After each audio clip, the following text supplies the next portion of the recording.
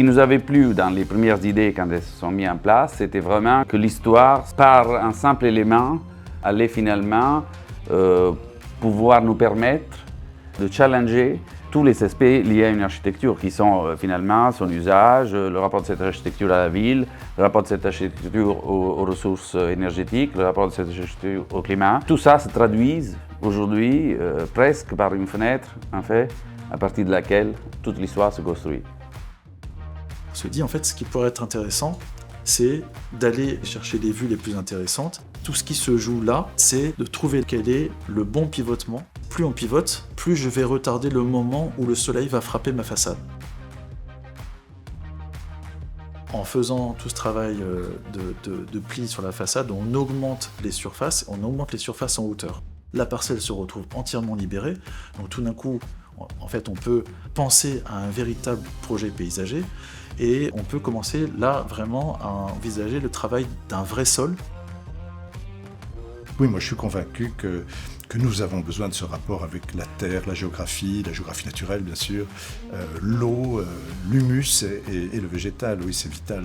Cette vision-là est très importante, c'est une entité géographique et ce jardin bien entendu est celui d'un quartier, d'un bâtiment, mais avant cela, il est l'un des jalons de ces rives de Seine qui se transforment aujourd'hui.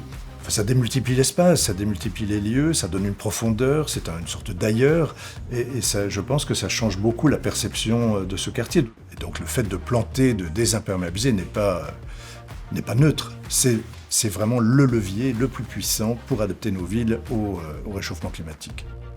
On réintroduit de la nature dans le sein du projet, ça veut dire qu'on réintroduit aussi des arbres qui viennent participer au processus d'absorption du CO2.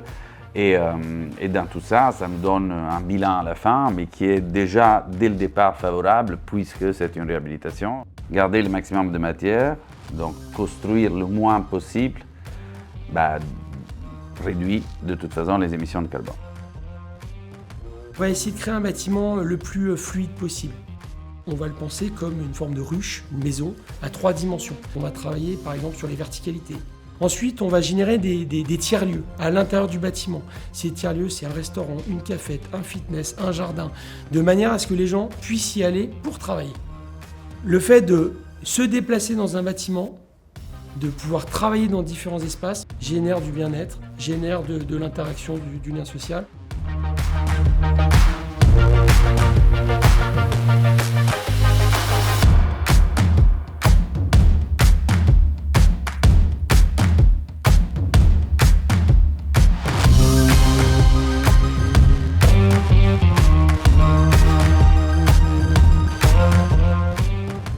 Je pense qu'il ne faut pas se dire que demain, il n'y aura plus qu'une seule mobilité. En revanche, ce qui est très intéressant, c'est l'hybridation des mobilités. Donc à la fois la mobilité très douce, qu'est le vélo, la trottinette. Donc encore une fois, la proximité des quais permet de relier très rapidement des voies cyclables qui irriguent ensuite Paris. La deuxième chose, c'est évidemment la connexion aux mobilités urbaines, qui sont assez peu émissives. On est sur une des principales gares parisiennes, on est relié au métro de la ligne 1, à la ligne dorsale parisienne, au RER, etc. Cet immeuble, de par sa localisation, permet une accessibilité facile.